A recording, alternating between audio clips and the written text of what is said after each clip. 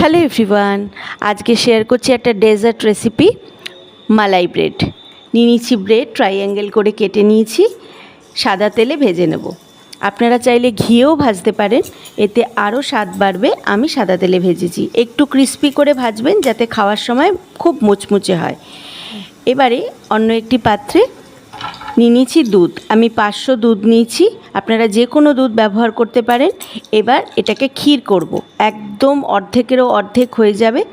দিয়ে দিয়েছি এলাচ, আপনারা এলাচ গুঁড়ো ব্যবহার করতে পারেন। দিয়ে দিয়েছি পরিমাণ মতো চিনি। এবার কন্টিনিউয়াসলি ধিমে আঁচে এটাকে নাড়বো।